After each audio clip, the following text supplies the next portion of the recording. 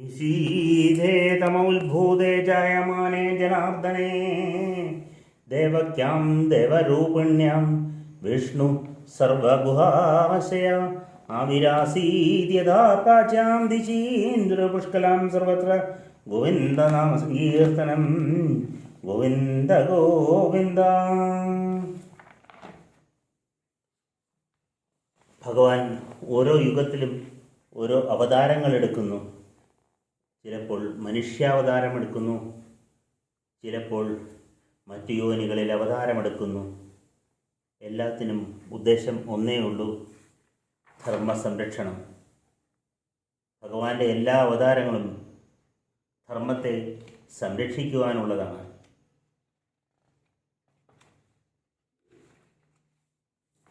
അങ്ങനെ നമ്മൾ ഭഗവാന്റെ ദശാവതാരത്തെക്കുറിച്ച് പഠിച്ചിട്ടുണ്ട്. ഇന്ന് ജന്മാഷ്ടമി ദിനം നമുക്ക് ആ ദശാവതാരങ്ങൾ ശ്രീമദ് ഭാഗവതത്തിൽ എങ്ങനെയാണ് പറയുന്നത് എന്ന് നമുക്ക് ഓരോരോ ശ്ലോകങ്ങളായി നമുക്ക് കടന്നുപോയി കാണാം.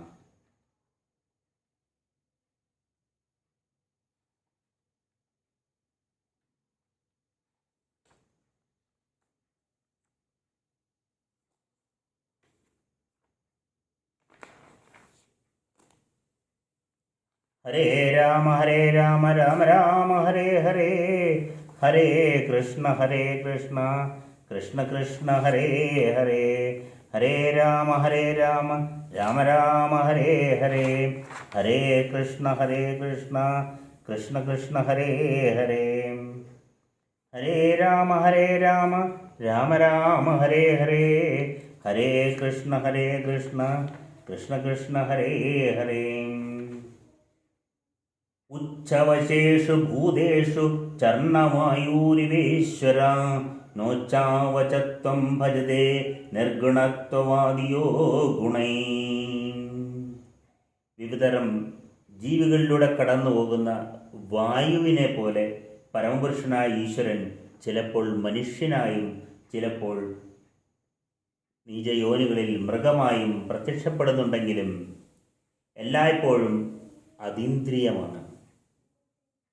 അവൻ പ്രകൃതിയുടെ ഭൗതികരീതികൾക്ക് മുകളിലായതിനാൽ അവന് ഉയർന്നതും താഴ്ന്നതുമായ രൂപങ്ങളിൽ ബന്ധിക്കപ്പെടുന്നില്ല. അവൻ എപ്പോഴും അദൃശ്യനായ ഈശ്വരൻ തന്നെയാണ്. ഓരോ രൂപങ്ങൾ എടുക്കുമ്പോഴും അതിൽ ആ ഈശ്വര ചൈതന്യം തന്നെ നിലനിൽക്കുന്നു എന്നുള്ള ശ്രീമദ് ഭാഗവതത്തിലെ അഷ്ടമസ്കന്ധത്തിലെ 24-ാം അധ്യായത്തിലെ 6-ാം ശ്ലോകമാണ് നാനാവതാരങ്ങളെക്കുറിച്ച് ഉത്ബോധിപ്പിക്കുന്ന ശ്ലോകം. ദശാവതാരങ്ങളിൽ ആദ്യത്തെ അവതാരമായ മത്സ്യാവതാരം ശ്രീമദ് ഭാഗവതത്തിലെ അഷ്ടമസ്കന്ധത്തിലെ 24-ാം അധ്യായത്തിലെ 44-ാമത്തെ ശ്ലോകമാണ്. സോനുജ്ഞാതസ്തതോ രാജ പ്രാദുരാസീൻ മഹാർണവേ ഏകശൃംഗധരോ മത്സ്യോ ഹൈമോ നിയുതയോജനം. ഭഗവാനെ ധ്യാനിച്ച സത്യവ്രത രാജാവിന് മുൻപിൽ മഹാസമുദ്രത്തിൽ മഹാവിഷ്ണു മത്സ്യരൂപിയായി പ്രത്യക്ഷപ്പെട്ടു. ഒരു കൊമ്പുള്ള സ്വർണ്ണ മത്സ്യത്തിന് 10,000-കണക്കിന് യോജന നീളമുണ്ടായിരുന്നു. മത്സ്യം കഴിഞ്ഞാൽ അടുത്ത അവതാരം കൂർമാവതാരമാണ് ദശാവതാരത്തിൽ. ശ്രീമദ് ഭാഗവതത്തിലെ അഷ്ടമസ്കന്ധത്തിൽ തന്നെ പാലാഴി മഥനത്തിൽ 7-ാം അധ്യായത്തിലെ 8-ാമത്തെ ശ്ലോകമാണ്. വിലോക്യ വിഘ്നേശ വിധിം തദേശ്വര ദുരന്ത വീര്യോയ വിദാതഭാസതീം കൃതാവബുക്കച്ഛമദ്ഭുതം മഹത് പ്രവിശ്യതോയം ഗിരി മുജ്ജഹാം.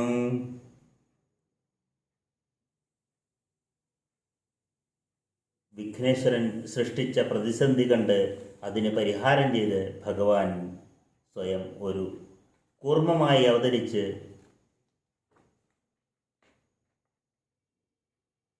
മന്ധരപർവ്വതത്തെ താഴെ നിന്നും താങ്ങി നിർത്തി. മത്സ്യവും കൂർമ്മവും കഴിഞ്ഞ അടുത്ത അവതാരം വരാഹാവതാരമാണ്. ഇത് ശ്രീമദ് ഭാഗവതത്തിലെ ആദ്യത്തെ അവതാരം കൂടിയാണ്. മൂന്നാം സ്കന്ധത്തിലെ 13-ാമത്തെ അധ്യായത്തിലെ 18-ാമത്തെ ശ്ലോകമാണ്. വരാഹാവതാരത്തോടെയാണ് ഒന്നാം ദിവസത്തെ പാരായണം സമാപിക്കുന്നത്. ഇത്യാഭിധ്യായതോർനാസാൻ വിവരാത് സഹസ്രാനഖ വരാഹദോഗോ നിരഗാദങ്കുഷ്ടപരിമാണകം. ഹേ പാപരഹിതനായ വിതുര, പെട്ടെന്ന് ബ്രഹ്മാവ് ചിന്തയിൽ മുഴുകിയിരിക്കെ അദ്ദേഹത്തിൻ്റെ നാസാരന്ധ്രത്തിൽ നിന്ന് പന്നിയുടെ ഒരു ചെറിയ രൂപം പുറത്തു വന്നു. ജീവിയുടെ അളവ് തള്ളവരിൻ്റെ മുകൾ ഭാഗത്തേക്കാൾ കൂടുതലായിരുന്നില്ല. അടുത്ത് അവതാരം ഭാഗവതത്തിൽ ഏറ്റവും ഉജ്ജ്വലമായ അവതാരമാണ് മൂന്നാം ദിവസം സമാപനത്തോടെ നടക്കുന്ന നരസിംഹാവതാരം. ശ്രീമദ് ഭാഗവതത്തിലെ സപ്തമസ്കന്ധത്തിലെ 8-ാം അധ്യായത്തിലെ 17-ാമത്തെ ശ്ലോകമാണ്. സത്യം വിധാതും നിജഭൃത്യഭാഷിതം വ്യാപ്തിം ച ഭൂതേഷ്വഖിലേഷു ചാത്മന അദൃശ്യതാദ്യദ്ഭുതരൂപമദ്വഹൻ സ്തംഭേ സഭായാം ന മൃഗം ച മാനുഷം. സർവത്ര ഗോവിന്ദനാമസങ്കീർത്തനം. ഗോവിന്ദ ഗോവിന്ദ. പ്രഹ്ലാദന്റെ പ്രസ്താവന സത്യമാണെന്ന് ഹിരണ്യകശിപുവിനെ ബോധ്യപ്പെടുത്താൻ ഭഗവാൻ സ്തംഭത്തിൽ നിന്ന് പ്രത്യക്ഷപ്പെട്ടു. മഹാനായ ഭീമൻ സിംഹമാണോ മനുഷ്യനാണോ എന്ന് ഹിരണ്യകശിപുവിന് മനസ്സിലാക്കാൻ കഴിയാത്ത വിധം ഭഗവാൻ പകുതി സിംഹമായും പകുതി മനുഷ്യനായും പ്രഹ്ലാദന്റെ വാക്കുകളെ സാധൂകരിക്കുന്നതിനായി അവതരിച്ചു. ഭഗവാന്റെ പ്രേമം നോക്കൂ. ഏറ്റവും ഉഗ്രമായ അവതാരമാണെങ്കിലും ഞാൻ പറയും ഏറ്റവും ശാന്തനായ അവതാരം കൂടിയാണ് നരസിംഹാവതാരം. കാരണം നമ്മൾ ഓരോരുത്തരും പലപ്പോഴും പല അവസരങ്ങളിലും കോപിക്കാറുണ്ട്. കോപിച്ചു കഴിഞ്ഞാൽ എത്ര അടുപ്പമുള്ളവരായാലും നമ്മുടെ അടുത്തേക്ക് വന്നു കഴിഞ്ഞാൽ ഉടനെ നമ്മൾ വീണ്ടും അവരോട് മാറിപ്പോകാൻ പറയുകയാണ് ചെയ്യാറുള്ളത്. എന്നാൽ ക്രുദ്ധനായി ഹിരണ്യകശിപുവിൻ്റെ ചോരയും കുടിച്ചിരിക്കുന്ന, ബ്രഹ്മാണ്ടം മുഴുവൻ കിടുകിട ഉറപ്പിക്കുന്ന നരസിംഹമൂർത്തിയുടെ സമീപത്തേക്ക് ഭക്തപ്രഹ്ലാദൻ ചെന്നപ്പോൾ വാത്സല്യത്തോടെ മടിയിലെടുത്ത് വയ്ക്കുകയാണ് ആ ശാന്തസ്വരൂപിയായ നരസിംഹസ്വാമി ചെയ്തത്. അടുത്തത് വാമനാവതാരമാണ്. ഇത് ശ്രീമദ് ഭാഗവതത്തിലെ 8-ാം-സ്കന്ധത്തിലെ 18-ാം അധ്യായത്തിലെ 1-ാം ശ്ലോകമാണ്. ഇത്തം വിരഞ്ജസ്തുതകർമ്മവീര്യ പ്രാദുർബഭൂവാമൃതഭൂരദിത്യം ചതുർഭുജ ശംഖഗദാബ്ജചക്രാപിശാംഗവാസ നളിനായ ദക്ഷണം. ഇപ്രകാരം ബ്രഹ്മാവ് ഭഗവാനെ പ്രകീർത്തിച്ചുകൊണ്ട് പറഞ്ഞതിന് ശേഷം ഒരിക്കലും മരണത്തിന് വിധേയനാകാത്ത പരമപുരുഷൻ അതിഥിയുടെ ഗർഭത്തിൽ നിന്ന് അവതരിച്ചു. അവൻ്റെ 4 കൈകളിലും ശംഖ്, ഗദ, താമര, ചക്രം എന്നിവയാൽ അലങ്കരിച്ചിരുന്നു. മഞ്ഞവസ്ത്രം ധരിച്ചിരുന്ന പീതാംബരധാരിയായ അവൻ്റെ കണ്ണുകൾ വിരിഞ്ഞ താമരദളങ്ങൾ പോലെ പ്രത്യക്ഷപ്പെട്ടു. മത്സ്യക്കൂർവം വരാഹശ്ച നരസിംഹാദി വാമന.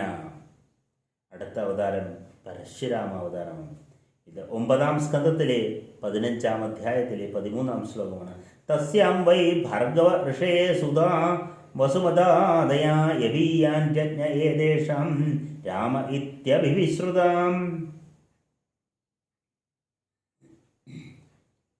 ജമദഗ്നി രേണുകയെ വിവാഹം കഴിച്ച് ജമദഗ്നിയുടെ മകനായി രേണുകയുടെ ഗർഭപാത്രത്തിൽ നിന്ന് വസുമൻ തുടങ്ങി അനേകം പുത്രന്മാർ ജനിച്ചതിൽ ഏറ്റവും ഇളയവനാണ് പരശുരാമൻ.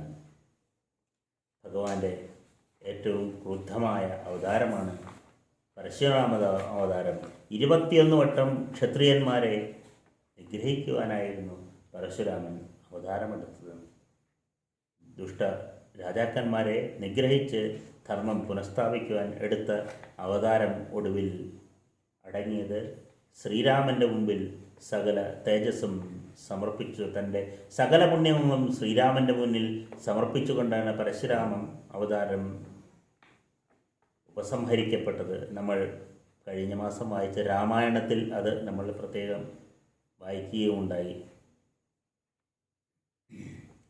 ശ്രീരാമാവതാരം 9-ാം സ്കന്ധത്തിലെ 10-ാം അധ്യായത്തിലെ 2-ാമത്തെ ശ്ലോകമാണ് ശ്രീരാമാവതാരം. തസ്യാപി ഭഗവാനേശ സാക്ഷാത് ബ്രഹ്മമയോ ഹരി അംശാശേൻ ചതുർഗാദാൻ പുത്രത്വം പ്രാർത്ഥിതസുരേ രാമലക്ഷ്മണ ഭരത ശത്രുഘ്ന ഇതി സജ്ഞയാ സർവത്ര ഗോവിന്ദനാമ സങ്കീർത്തനം ഗോവിന്ദ ഗോവിന്ദ. ദേവഗതകളുടെ ഉപാസനയാൽ പ്രാർത്ഥനകളുടെ ഫലമായി പരമപുരുഷനായ ശ്രീഹരി രാമൻ, ലക്ഷ്മണൻ, ഭരതൻ, ശത്രുഘ്നൻ എന്നിങ്ങനെ ദശരഥൻ്റെ 4 പുത്രന്മാരായി 4 രൂപങ്ങളിൽ അവതരിച്ചു. അടുത്തത് ബലരാമാവതാരമാണ്. ഇത് ദശമസ്കന്ധത്തിലെ 2-ാം അധ്യായത്തിൽ 13-14 ശ്ലോകങ്ങളിലായി വിവരിച്ചിരിക്കുന്നു. ഗർഭസംഘർഷണാർത്ഥം വൈ പ്രാഹുസംഘർഷണം ഭുവി രാമേതി ലോകരമണാത് ബലഭദ്രം ബലോത്സ്വയാം സന്ദിഷ്ടൈവം ഭഗവതാ തഥ്യതോമിതി തദ്വജ പ്രതിഗൃഹ്യ പരിക്രമ്യ ഗാംഗദാ തത് യഥാകരോം. ഭഗവാൻ മായാഭഗവതിയോട് പറയുകയാണ്, ദേവകിയുടെ ഉദരത്തിൽ നിന്ന് രോഹിണിയുടെ ഗർഭപാത്രത്തിലേക്ക് അമ്മ അയച്ചതിനാൽ രോഹിണിയുടെ പുത്രനും സംഘർഷണനായി അറിയപ്പെടും.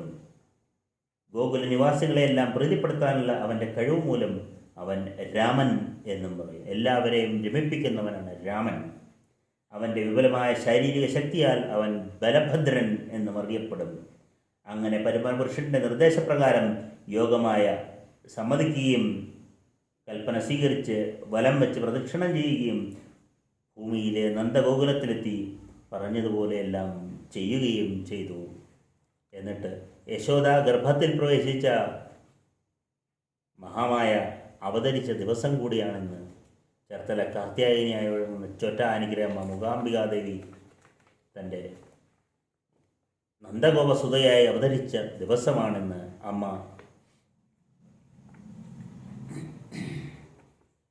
അമ്മേ നാരായണ, ദേവി നാരായണ, ലക്ഷ്മി നാരായണ, ഭദ്രേ നാരായണ.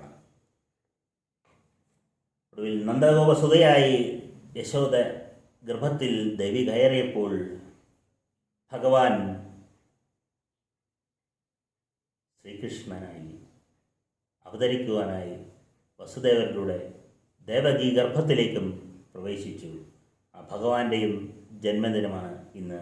നിശീതേ തമ ഉത്ഭൂതേ ജായമാനേ ജനാർദ്ദനേ ദേവക്യാം ദേവരൂപിണ്യ വിഷ്ണു സർവഗുഹാശയാ വിരാസീത് യഥാ പ്രാച്യാം ദിശീന്ദുരു പുഷ്കലാം സർവത്ര ഗോവിന്ദനാമ സങ്കീർത്തനം ഗോവിന്ദ ഗോവിന്ദ.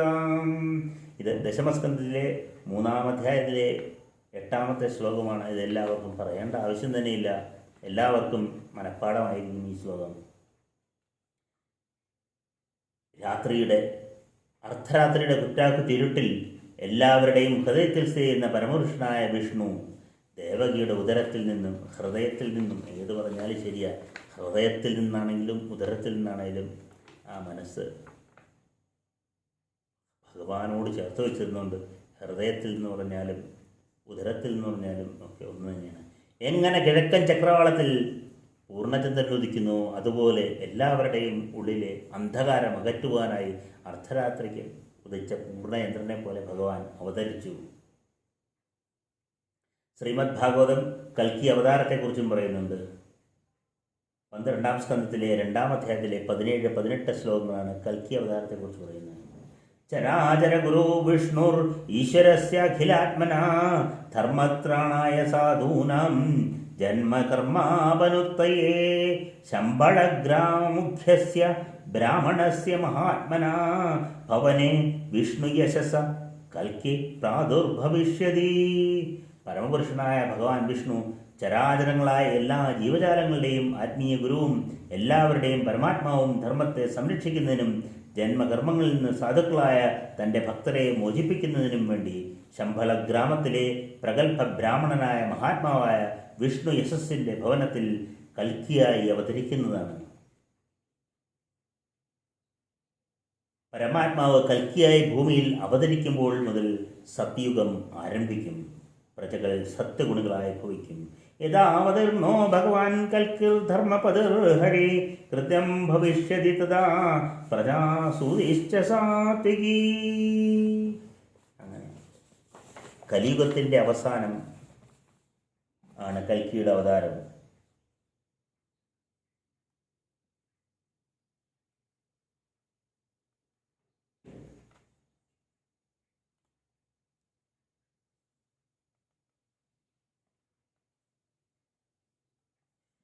കലിയുഗത്തിൻ്റെ ചില പ്രത്യേകതകൾ ശ്രീമദ് ഭാഗവതം വിവരിക്കുന്നുണ്ട്.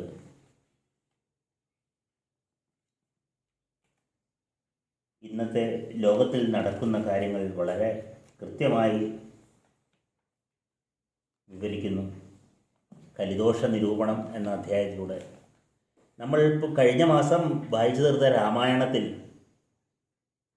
അത് എഴുത്തച്ഛൻ്റെ അധ്യാത്മരാമായണത്തിലത്തെ വിശദമായി പറഞ്ഞിട്ടില്ലെങ്കിലും വാൽമീകിയുടെ രാമായണത്തിൽ 24,000 ശ്ലോകങ്ങളുള്ള വാൽമീകി രാമായണത്തിൽ വളരെ കൃത്യമായി കുടുംബ ബന്ധങ്ങളെക്കുറിച്ചും സുഹൃത്ത് ബന്ധങ്ങളെക്കുറിച്ചും മാനുഷിക പരിഗണനയെക്കുറിച്ചും എല്ലാം വളരെ കൃത്യമായി പറയുന്നുണ്ട്.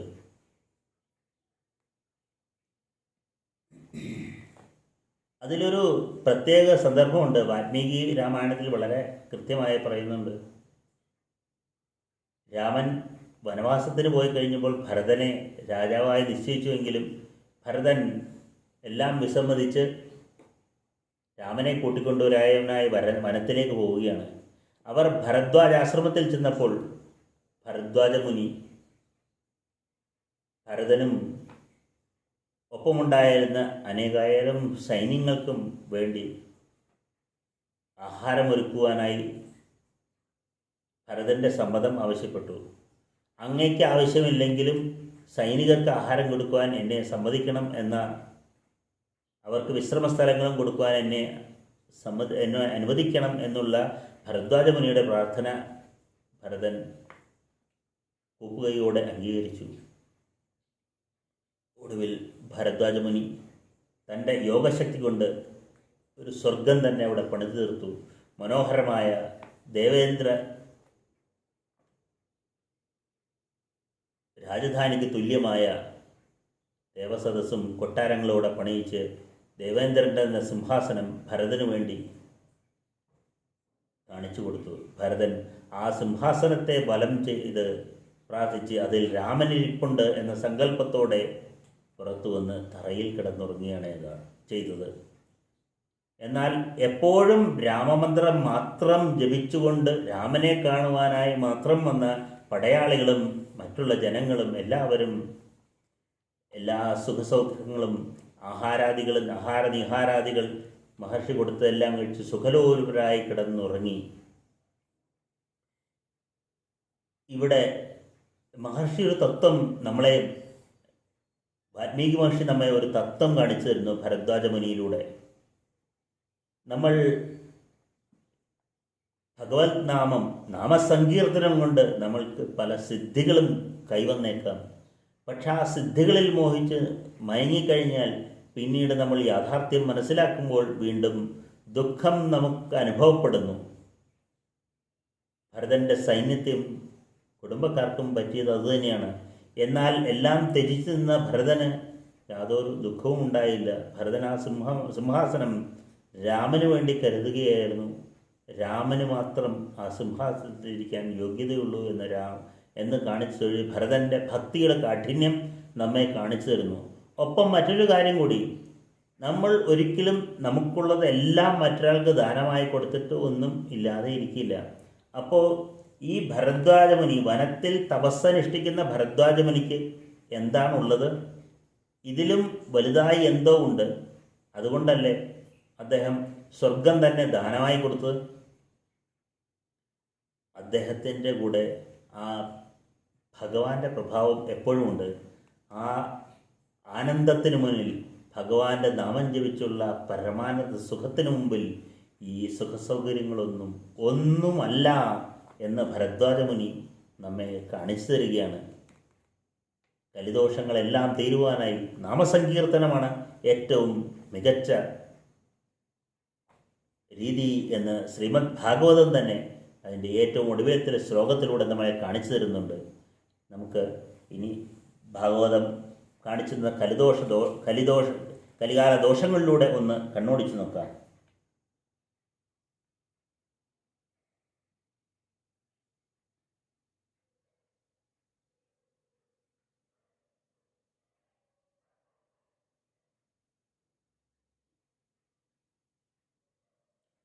കലിയുഗത്തിൽ മനുഷ്യർക്ക് ജന്മം കൊണ്ടും കുലം കൊണ്ടും സദാചാരം കൊണ്ടും നിർണയിക്കേണ്ട ഗുണം ധനത്തെ ആശ്രയിച്ചായിരിക്കും. ധനമുള്ളവനായിരിക്കും ഏറ്റവും ഉയർന്നവൻ എന്നൊരു ചിന്ത കലിയുഗത്തിൽ വന്നു ചേരും. എത്ര സത്യമായ കാര്യമാണ്.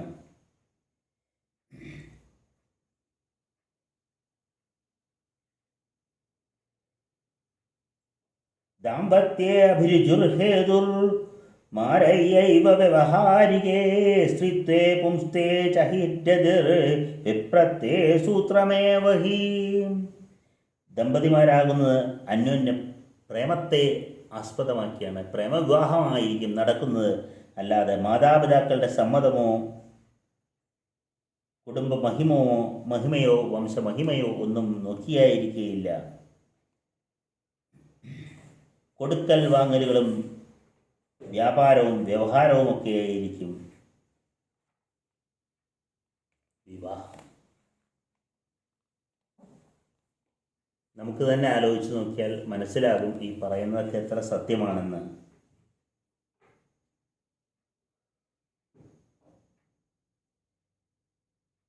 ലിംഗമേദ്യാശ്രമഖ്യാതാമന്യോന്യാപത്യകാരണം ആവൃത്തോ ന്യായദൗർബല്യം പാണ്ഡിത്യേ ചാപലം വചം. വേഷത്തെ നോക്കിയാണ് ഒരുത്തൻ സന്യാസിയാണോ ധർമ്മനിഷ്ഠനാണോ എന്നൊക്കെ നിശ്ചയിക്കുന്നത്. തപസ്സോ കഴിവോ നോക്കിയല്ല. അത് കലിയുഗത്തിൻ്റെ മറ്റൊരു പ്രത്യേകതയാണ്. ഒരുത്തൻ സാധുവല്ലെന്ന് കണക്കാക്കുന്നു, അവന് ധനമുണ്ടോ ഇല്ലയോ എന്ന് നോക്കിയാണ്. ദൂരദേശങ്ങളിലുള്ള തീർത്ഥാടനം പോയി ജലാശയത്തിൽ കുളിക്കും. സമീപത്തുള്ള സ്ഥാനങ്ങളെയും ക്ഷേത്രങ്ങളെയും അവഗണിക്കും.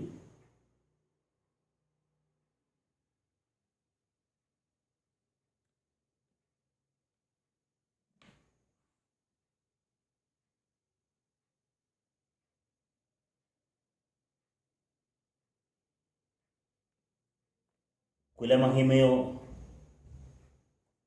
ഗുണങ്ങളോ നോക്കിയല്ല രാജാവ് ആരാണെന്ന് നിശ്ചയിക്കുന്നത്, മന്ത്രി ആരാണെന്ന് നിശ്ചയിക്കുന്നത്. എല്ലാം ബ്രാഹ്മണനോ വൈശ്യനോ ക്ഷത്രിയനോ ശൂദ്രനോ ആരായാലും ആരാണ് ബലവാൻ എന്ന് നോക്കിയായിരിക്കും ഇതെല്ലാം നിശ്ചയിക്കുന്നത്.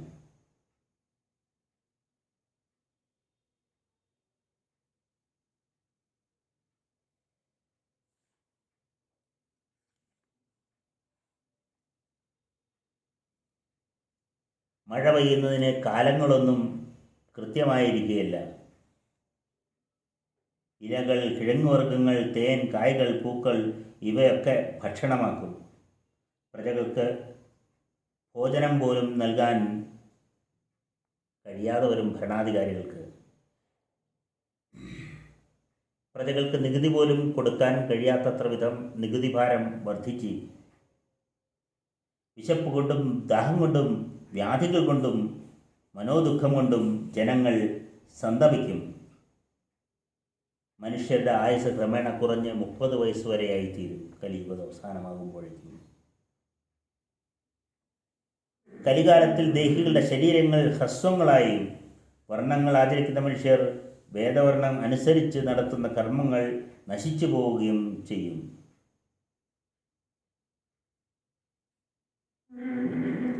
കളവ് പറയുക, കാരണമില്ലാതെ മറ്റുള്ളവരെ ഹിംസിക്കുക എന്നിങ്ങനെയുള്ള അനേകം വൃത്തികൾ ഉപവൃത്തിയായി ജനങ്ങൾ സ്വീകരിക്കും.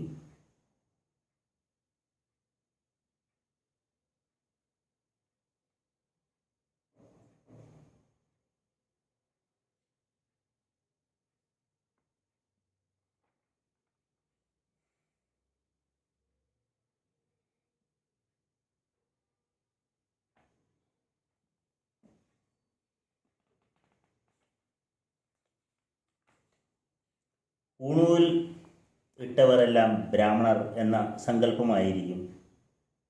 ബ്രാഹ്മണർ, ക്ഷത്രിയർ, വൈശ്യൻ, ശൂദ്രൻ ഇവ എല്ലാം ആചാരങ്ങൾ നോക്കിയല്ല അവരുടെ പൂണുനൂൽ, അവരുടെ ഭരണപാടവം,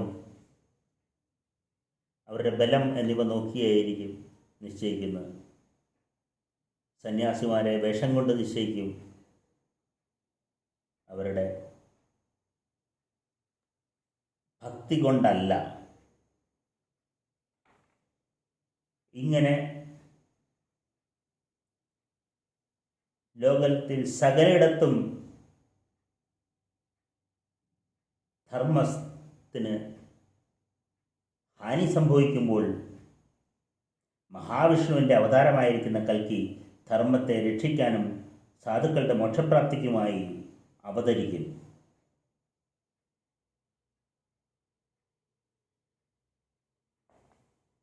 പ്രകാരം ധർമ്മത്തിൻ്റെ എല്ലാ ശത്രുക്കളും ഭഗവാനാൽ ഹരിക്കപ്പെടുമ്പോൾ വാസുദേവൻ്റെ ശരീരത്തിൽ ധരിച്ചിരിക്കുന്ന അംഗരാഗത്തിൻ്റെ പുണ്യനാഗം വഹിക്കുന്ന കാറ്റ് തട്ടി പട്ടണങ്ങളിലും ദേശങ്ങളിലും വഹിക്കുന്നവരുടെ മനസ്സുകൾ വിവേകമുറയ്ക്കാൻ അർഹതയുള്ളതായി തീരും. ശുദ്ധ സത്വസ്വരൂപമായ ഭഗവാൻ ശ്രീ വാസുദേവനെ ഹൃദയത്തിൽ സ്മരിച്ചുകൊണ്ടിരിക്കുന്ന ജനങ്ങൾക്കും അവരുടെ സന്താന പരമ്പരകൾക്കും എല്ലാവിധ അഭിവൃദ്ധിയും ഉണ്ടാവും. കൽക്കി അവരെ മാത്രം, വാസുദേവൻ്റെ ഭക്തരെ മാത്രം വെറുതെ വിടും. ധർമ്മപതിയായിരിക്കുന്ന ഭഗവാൻ ഹരി എപ്പോൾ കൽക്കിയായിട്ട് അവതരിക്കുന്നുവോ അപ്പോൾ മുതൽ കൃതയുഗം ആരംഭിക്കും. യഥാവതീർണോ ഭഗവാൻ കൽക്കിർ ധർമ്മപദർ ഹരി കൃതം ഭവിഷ്യതി തഥാ പ്രജാശക്തിശ്ച സാത്വികീ യഥാ ചന്ദ്രശ്ച സൂര്യശ്ച തഥാ ദിഗ്ഭു ബൃഹസ്പതി ഏകാരാശൗ സമയശാന്തി തഥാ ഭവതി തത്കൃതം. എപ്പോൾ ചന്ദ്രനും സൂര്യനും ബൃഹസ്പതിയും ഒരേ രാശിയിൽ പ്രവേശിച്ച് ഒന്നിച്ചു നിൽക്കുന്നുവോ അപ്പോൾ കൃതയുഗം ആരംഭിക്കും. ഹേ രാജൻ, വൈവസ്വത മന്വന്തരത്തിൽ ചന്ദ്ര സൂര്യവംശങ്ങളെ ആശ്രയിച്ച് ജനിച്ച രാജാക്കന്മാരുടെ ചരിതം ഇതോടെ ഞാൻ അങ്ങയോട് പറഞ്ഞു കഴിഞ്ഞു. ഭഗവാന്റെ ജനനം മുതൽ നന്ദൻ്റെ അഭിഷേകം വരെയുള്ള 1105 സംവത്സരം ചന്ദ്രവംശം നിലനിൽക്കും. ഇങ്ങനെ പറഞ്ഞുകൊണ്ട് ശുഗബ്രഹ്മർഷി ശ്രീമദ് ഭാഗവത കഥ സംഹാരത്തിലേക്ക്, ഭാഗവത സംഗ്രഹത്തിലേക്ക് നീങ്ങുകയാണ്. ശ്രീമദ് ഭാഗവത കഥ പറഞ്ഞ് പൂർത്തിയാക്കിയാണ് ശുഗബ്രഹ്മർഷി. ഈ എല്ലാ ദോഷങ്ങളെയും, എല്ലാ കലി ദോഷങ്ങളെയും അകറ്റുവാനായി ഭഗവാനെ ഉത്തമ ഭക്തിയോടെ ആ വാസുദേവനിൽ ചിത്തം സമർപ്പിച്ച് പ്രാർത്ഥിക്കുക എന്ന ഒരേയൊരു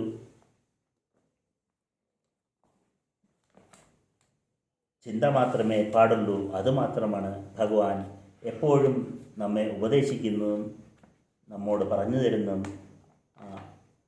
ഭഗവാന്റെ നാമസങ്കീർത്തനങ്ങൾ എപ്പോഴും ചൊല്ലുക.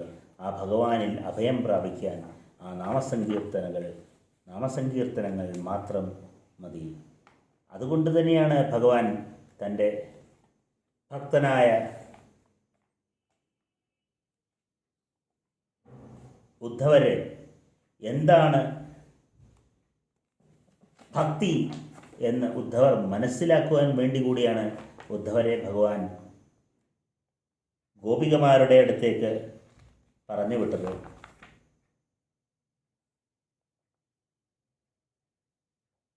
ഗോപികമാരുടെ അടുത്തേക്ക് പറഞ്ഞു വിട്ടത് ഭഗവാൻ തൻ്റെ വിയോഗം ഗോപികമാരെ അറിയിക്കുന്നതിനുള്ള, അവരെ സാന്ത്വനിപ്പിക്കാനുള്ള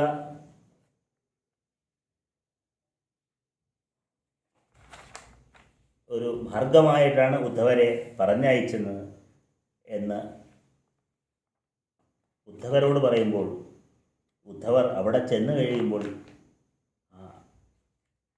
ഗോപികമാരെ കണ്ടു കഴിയുമ്പോൾ അവരുടെ ഭഗവാനിലുള്ള ആ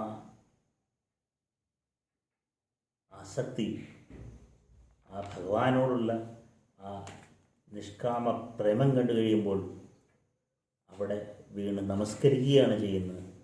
ആ ഭക്തി തനിക്കും നൽകണമേ എന്ന് പ്രാർത്ഥിക്കുകയാണ് ചെയ്യുന്നത്. എല്ലാ കലിദോഷങ്ങളും അകലുവാനും എല്ലാ ദുഃഖങ്ങളും തീരുവാനും സർവൈശ്വര്യങ്ങൾ നേടുവാനും ആരോഗ്യ സൗഖ്യവും നേടുവാനും ആ ഭഗവാന്റെ പാദകമലങ്ങളല്ലാതെ മറ്റൊന്നുമില്ല. മേൽപ്പത്തൂർ നാരായണ ഭട്ടതിരി പറയുന്നത് പോലെ യോഗീന്ദ്രാണാം ത്വദംഗേഷ്വധികസുമധുരം മുക്തിഭാജാം നിവാസോ ഭക്താനാം കാമവർഷ ദ്യുതരുകിസലയം നാഥത്തെ പാദമൂലം നിത്യം ചിത്തസ്ഥിതം മേ പവനപുരപദേ കൃഷ്ണ കാരുണ്യസിന്ധോ ഹൃത്വാ നിശേഷതാപാൻ പ്രതിശതു പരമാനന്ദ സന്തോഹലക്ഷ്മി. യോഗീന്ദ്രന്മാർക്ക് ഭഗവാന്റെ അംഗങ്ങളിൽ ഏറ്റവും മനോഹരമായ ത്വദംഗേഷു അധികസുമധുരം, ഏറ്റവും മനോഹരമായ മധുരതരമായതും യോഗീന്ദ്രാണാം ത്വദംഗേഷു അധികസുമധുരം മുക്തിഭാജാം നിവാസോ, മുക്തി ആഗ്രഹിക്കുന്നവർക്ക് വാസസ്ഥാനമായതും ഭക്താനാം കാമവർഷദ്യുതരുകിസലയം, ഭക്തന്മാർക്ക് അവരുടെ ആഗ്രഹങ്ങളെ വർഷിച്ചു കൊടുക്കുന്ന, അവരുടെ ആഗ്രഹപൂർത്തി നടത്തിക്കൊടുക്കുന്ന ദ്യുതരു കിസലയം, ദേവതരു ദേവവൃക്ഷത്തിൻ്റെ തളിര്, കിസലയം തളിര് പോലെ നാഥതേ പാദമൂലം, അങ്ങനെയുള്ള അങ്ങയുടെ പാദമൂലം എല്ലാവർക്കും ആശ്രയമായിട്ടുള്ള, അതായത് യോഗീന്ദ്രന്മാർക്ക് ആശ്രയമായിട്ടുള്ള, മുക്തി ആഗ്രഹിക്കുന്നവർക്ക് അവർക്ക് ചേരാനുള്ള സ്ഥാനം, ഭക്തന്മാർക്ക് എല്ലാ ആഗ്രഹങ്ങളും നിവർത്തിക്കൊടുക്കുന്ന ആ സ്ഥാനം എല്ലാം നാഥതയെ പാദമൂലം, ആ പാദമൂലം നിത്യം ചിത്തസ്ഥിതം മേ പവനപുരപദേ കൃഷ്ണ കാരുണ്യ സിന്ധു, എൻ്റെ ചിത്തത്തിൽ നിത്യം സ്ഥിതി ചെയ്യണമേ പവനപുരപദേ, എൻ്റെ ജീവാത്മാവായിരിക്കുന്ന കൃഷ്ണ കാരുണ്യ സിന്ധു, കരുണാനിധിയായ കരുണാസാഗരമായ ആ ജീവാത്മാവായിരിക്കുന്ന പവനപുരപദേ, ആ ശരീരത്തിൽ ആ പ്രാണവായുവായിരിക്കുന്ന ആ ഭഗവാനെ ഗുരുവായൂരപ്പ കൃഷ്ണ കാരുണ്യ സിന്ധു ഹൃത്വാ നിശേഷതാപാൻ, എല്ലാ ദുഃഖങ്ങളും നിശേഷം നശിപ്പിക്കൂ.